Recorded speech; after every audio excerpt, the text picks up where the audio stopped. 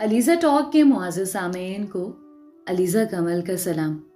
دوستو، شروع کرتے ہیں آج کی کہانی۔ ہم ریلوے اسٹیشن پر بیٹھے اپنی ٹرین آنے کا انتظار کر رہے تھے اور یہ پہلی بار تھا جو مجھے بہت ہی عجیب محسوس ہو رہا تھا۔ مجھے عجیب اس لیے محسوس ہو رہا تھا کیونکہ آج عید کا دن تھا۔ عید سے پہلے ہم نے بہت کوشش کی کہ ہمیں ٹکٹس مل جائیں، لیکن ہمیں ٹکٹس نہیں ملے، اور لے دے کے ایک عید کا دن ہی تھا جس میں ہمیں ٹکٹس ملے تھے۔ میں نے اماں سے کہا بھی تھا کہ اماں، بہت عجیب لگتا ہے کہ ہمارا عید کا دن بھی ٹرین میں گزرے، لیکن اماں کو تو ہر حال میں اپنے میکے جانا تھا۔ اماں میکے جانے کے لیے اس قدر پرجوش تھیں کہ انہیں اس بات سے کوئی فرق نہیں پڑتا تھا کہ عید کا دن ہے یا 14 اگست کا۔ اماں کو تو بس اپنے میکے والوں سے ملنا تھا جن سے وہ پچھلے 20 سالوں سے نہیں ملی تھی۔ اماں نے ابا سے پسند کی شادی کی تھی، جس کی وجہ سے ان کے گھر والے ان سے ناراض تھے اور ابا کے گھر والے ابا سے ناراض تھے، لیکن دونوں نے سب کی ناراضگیوں کی پرواہ کیے بغیر شادی کر لی تھی اور ایک خوشگوار زندگی گزار رہے تھے۔ پھر ابا بھی دنیا سے رخصت ہو گئے۔ 2-3 سال تو یوں ہی گزر گئے۔ پھر اچانک اماں کو اپنے میکے کی یاد ستانے لگی اور سوچا کہ اب تو ابا کی محبت کی زنجیر بھی ان کے پیروں میں نہیں ہے، تو ملنے میں کوئی حرج نہیں۔ ننیال سے ہمارا رابطہ وغیرہ تو کوئی تھا ہی نہیں، لیکن اماں کو اپنے گھر کا پتہ یاد تھا۔ المختصر، جن کے گھر ہم جا رہے تھے انہیں علم ہی نہیں تھا کہ ہم آ رہے ہیں۔ ہمارا کوئی بھائی بھی نہیں تھا اور کسی محرم کے بغیر ہمارا یہ پہلا سفر تھا۔ سونے پہ سہاگا یہ کہ عید کے دن یہ سفر ہمیں کرنا تھا۔ ریلوے اسٹیشن پر تو جیسے ہو کا عالم تھا، گنتی کے چند لوگ ہی نظر آ رہے تھے۔ مجھے تو بس یہ فکر کھائے جا رہی تھی کہ آج عید کا دن ہے اور سب ہنسیں گے ہم پر کہ عید کے دن ہم سفر کر رہے ہیں۔ میں دعا کرتی رہی کہ کوئی اور بھی خدا کرے موجود ہو، ورنہ ایک تو ہم 3 خواتین اور نہ محرم کے بغیر سفر، میں، میری اماں اور میری چھوٹی بہن۔ خیر، ٹرین آ گئی اور ہم اس میں سوار ہو گئے اور حسب توقع مجھے مایوسی ہی ہوئی۔ ٹرین میں کوئی بھی نہیں تھا۔ راولپنڈی اسٹیشن سے جب ٹرین چلی تو تھوڑا آگے جا کر ایک بابا جی ٹرین میں سوار ہوئے، تو میری جان میں تھوڑی سی جان آئی کہ ہمارے علاوہ بھی کوئی ہے جو عید کے دن سفر کر رہا ہے۔ میرا اعتماد بابا جی کو دیکھ کر تھوڑا بحال ہوا تھا۔ میں کھڑکی سے باہر کے نظارے کر رہی تھی۔ کافی سارے بچے تھے جن کے ہاتھوں میں سوئیاں تھیں اور وہ محلے میں پہنچاتے جا رہے تھے۔ زیادہ تر بچے ہی نظر آ رہے تھے جو تیار ہو کر ایک گھر سے دوسرے گھر سوئیاں پہنچانے کا کام سر انجام دے رہے تھے۔ میں نے بیزاری سے کھڑکی سے نظریں ہٹا لیں اور شہاب نامہ اٹھا کر پڑھنے لگی۔ ابھی میں نے 1-2 صفحات ہی پڑھے کہ لاہور کا اسٹیشن آ گیا۔ کھڑکی سے ہی مجھے ایک نوجوان دکھائی دیا جو موبائل فون پر کسی سے باتیں کرنے میں مشغول تھا۔ اس کے کاندھے پر بیگ لٹک رہا تھا۔ پورے لاہور اسٹیشن میں وہ ایک ہی مسافر تھا جو شاید ہماری طرح عید کے دن سفر کرنے والا تھا۔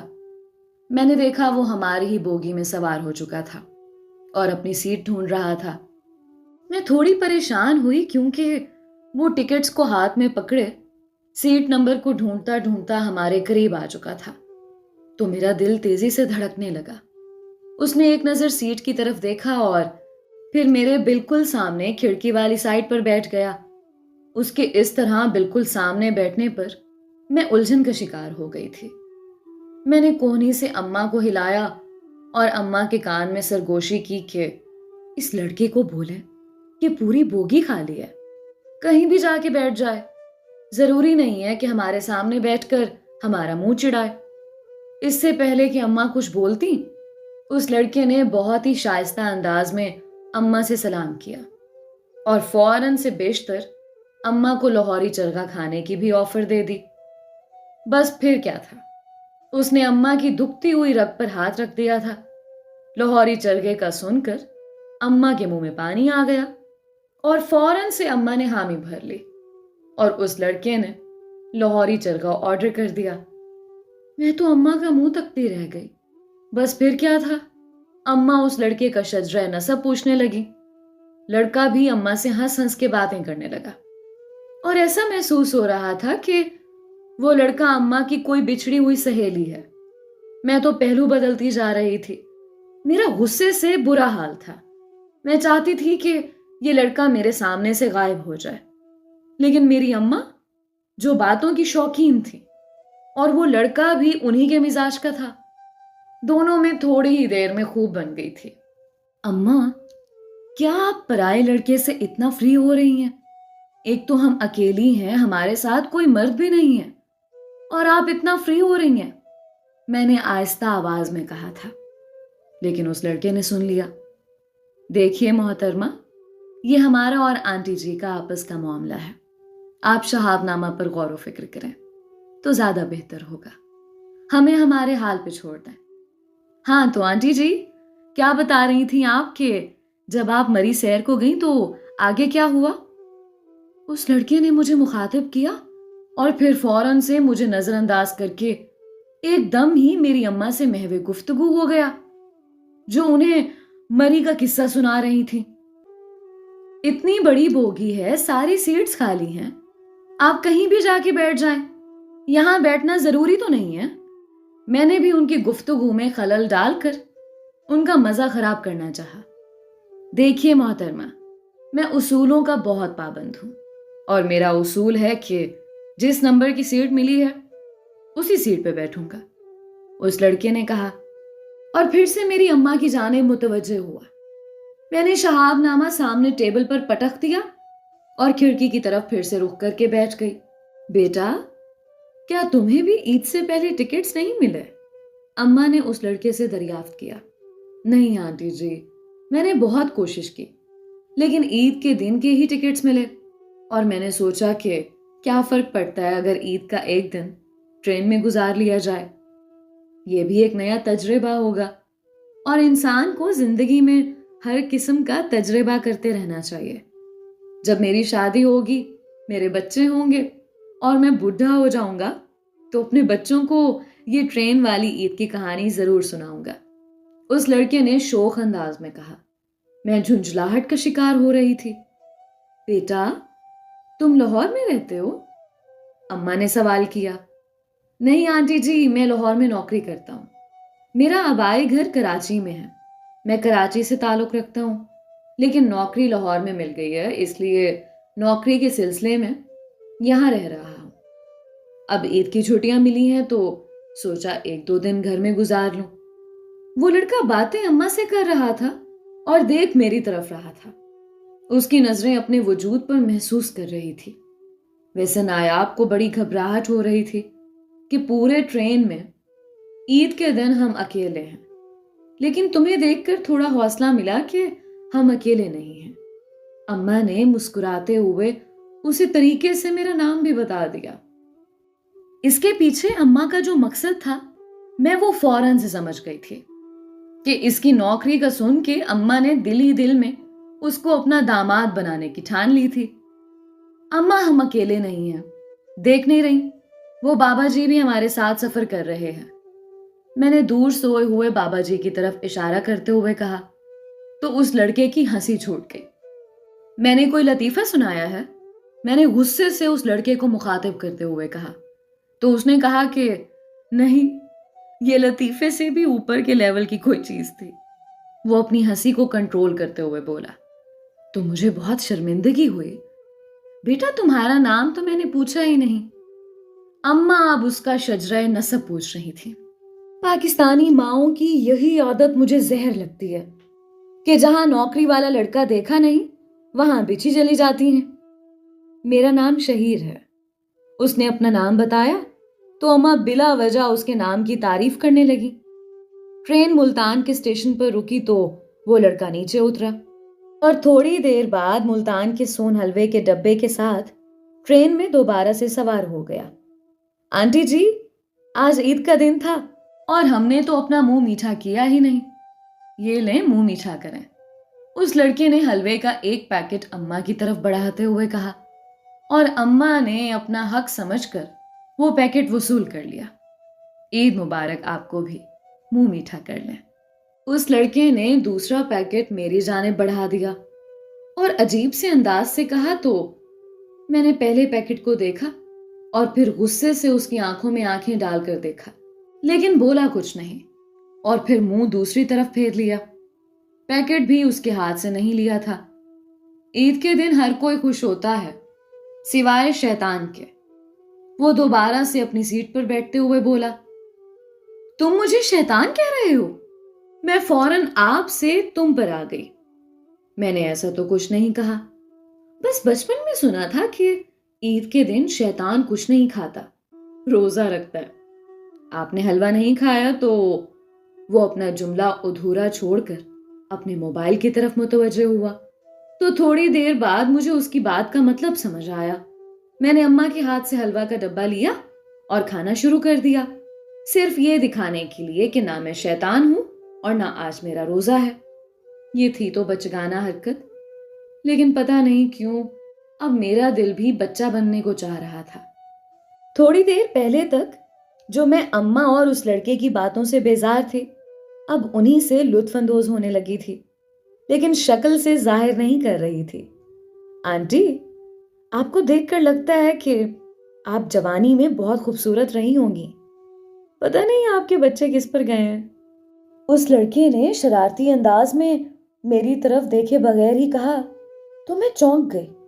बात का दूसरा मतलब लिया जाए तो वो ये कहना चाह रहा था कि अम्मी खूबसूरत है और हम नहीं।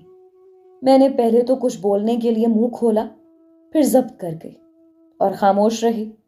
थोड़ी देर यूं ही सोचती रही, फिर उठकर बोगी के दरवाजे की जानिब चल पड़ी, जहां से खुली फजा को महसूस किया जा सकता था। सूरज ने आसमान से अपनी चादर खींच ली तो अंधेरा पर फैलाए हर शय को ढांप गया। हसीन रात का मंजर बहुत दिलफरेब था। अचानक मेरी नजर सामने नस्ब आईने पर पड़ी तो मैं आईने के करीब आई और अपना अक्स देखने लगी। मुझको कुछ देर पहले उस लड़के की कही हुई बात याद आई तो मैं परेशान होकर गौर से अपने नुकूश देखने लगी। इतनी हसीन तो हूं मैंने अपने चेहरे का जायजा लेते हुए हल्की सी आवाज में कहा। तो वो लड़का किसी बोतल के जिन की तरह नमूदार हुआ, जी बहुत हसीन है आप। उसने बिल्कुल मेरे कान के करीब सरगोशी की तो मैं उछल पड़ी। देखा तो वो बिल्कुल मेरे अकब में खड़ा था और उसका चेहरा मुझे अपने पीछे आईने में दिखाई दिया। तुम मेरे पीछे यहां भी आ गए?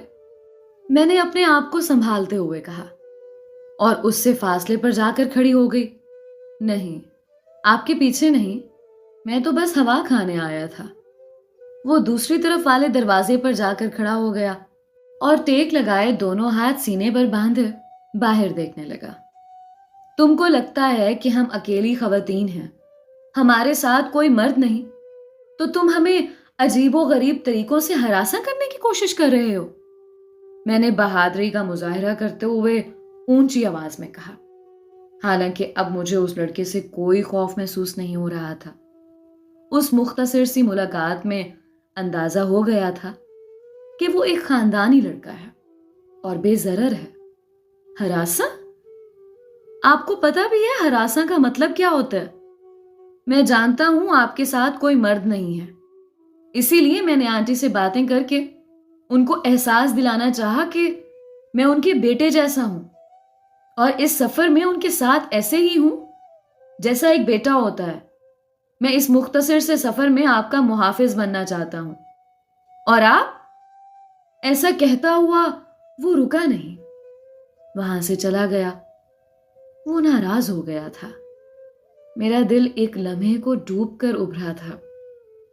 मैं थोड़ी देर वहां खड़ी रही और फिर दोबारा अपनी जगह पर आकर बैठ गई। मैंने देखा कि वो दूर जाकर सो गया था या फिर सोने की अदाकारी कर रहा था। उसके बाद उसने कोई बात नहीं की। रात 1:30 बजे कराची स्टेशन आ गया। हम ट्रेन से उतरे और सवारी तलाश करने लगे। वो लड़का इस कदर नाराज था कि जाते जाते देखा भी नहीं हमें। एक लड़का उसे बाइक पर लेने आया और वो उस लड़के के साथ जल्दी से बाइक पर सवार हो गया और मेरी नजरों से ओझल हो गया। 500 से 1 रुपया ऊपर नहीं दूंगी। अम्मा की आवाज पर मैं ख्यालों से बाहर आई, जो रिक्शे वाले से किराए पर बहस कर रही थी। अम्मा, जो मांगता है दे देना। एक तो रात का वक्त है और हमारे साथ कोई मर्द भी नहीं है, मैंने अम्मा से आहिस्ता से आवाज में कहा। ना जाने क्यों अब मुझे खौफ महसूस हो रहा था। जब तक वो लड़का साथ था तो कोई खौफ नहीं था। मुझे अफसोस होने लगा, इतना अच्छा लड़का था, वरना तो अक्सर गुंडे मवाली टाइप के लड़के ही मिलते हैं दौराने सफर। खैर, हम रिक्शे में सवार हो गए। 40 मिनट लगे थे अम्मा के मैके के घर तक। थकन से बुरा हाल था। जैसे ही बेल बजाई तो दरवाजा खुला। सामने खड़े लड़के को देखकर तो मुझे यकीन आ गया था कि दुनिया गोल है, लेकिन इतनी ज्यादा गोल होगी ये अंदाजा नहीं था। आंटी आप? बेटा तुम? मेरी अम्मा और उस लड़के के मुंह से एक साथ ये अल्फाज निकले थे। मालूम हुआ मौसूफ मेरे मामू का इकलौता चश्मो चराग है। बस फिर क्या था, मैं थी और सामने जज्बाती मंजर था। सालों के शिकवे, एक पल में आंसू, दूसरे पल में खुशी। सालों बाद अम्मा का उनके भाई भाभी बहनों से सामना हुआ था। मैं और मेरी बहन एक तरफ खड़ी ये मंजर मुलाहिजा फरमा रही थी। अरे मुकद्दस, ये तुम्हारी बेटियां हैं ना? इधर आओ बेटा, दूर क्यों खड़ी हो? बड़े मामू को शुक्र हम नजर आ गई थी। फिर हम दोनों बहनों को खास प्रोटोकॉल मिला। इतनी रात को सारा खानदान जाग रहा था। मालूम हुआ कराची वाले रात जागते दिन सोते हैं। कितनी प्यारी बच्ची है, ये तो मेरे शहीर की ही दुल्हन बनेगी। देखना मुकद्दस, अब इनकार ना करना। मुमानी की बात सुनकर मुझे 1000 वॉट का जैसे करंट लगा था। अरे इनकार कैसा बहन, शहीर तो सफर में हमारे साथ था। मैंने तो उसी वक्त फैसला कर लिया था। अम्मा के दिल की बात जुबान पर आ गई। सामने शहीर अब्रू उचकाकर शरारती अंदाज में मुझे देख रहा था और मैं तो हैरान थी सब पर। इतनी तेजी से तो रुपए की कीमत नहीं गिरती जितनी तेजी से मेरा रिश्ता तय कर दिया था इन सब ने। ईद का पहला दिन तो गुजर गया था, लेकिन अगली सुबह सब ने मिलकर फिर से ईद मनाई। इतना भरा पूरा खानदान मैंने पहली बार देखा था। बस कमी थी तो अब्बा की। लगे हाथों मामू मुमानी ने मुझे मंगनी की अंगूठी भी पहना दी। थोड़ा शर्मा लो, मुझे शर्म आए जा रही है लड़का होकर।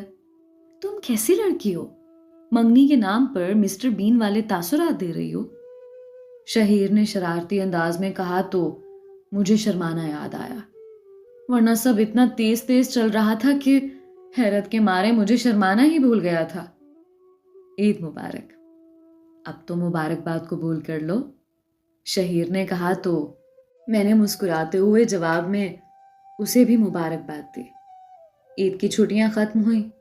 मुझे यूनिवर्सिटी जाना था और छोटी बहन को कॉलेज। वापसी के सफर में शहीर फिर से हमारा हम सफर था और बहुत हसीन सफर था। वो लाहौर उतर गया, उसे जॉब पर जाना था। हम आगे इस्लामाबाद चले आए। जाते जाते शहीर ने कहा कि बड़ी ईद पर बारात लाऊंगा, तैयार रहना। मेरी खुशी का कोई ठिकाना नहीं था। ये ईद वाकई मेरे लिए मुबारक साबित हुई थी। दोस्तों, ये थी आज की खूबसूरत सी कहानी। उम्मीद करती हूँ कि आपको बहुत अच्छी लगी होगी। अपनी राय का इजहार कमेंट्स में ज़रूर किया करें। मिलते हैं एक नई कहानी के साथ। तब तक के लिए अलीज़ा कमल को इजाज़त दीजिए। अल्लाह निगहबान।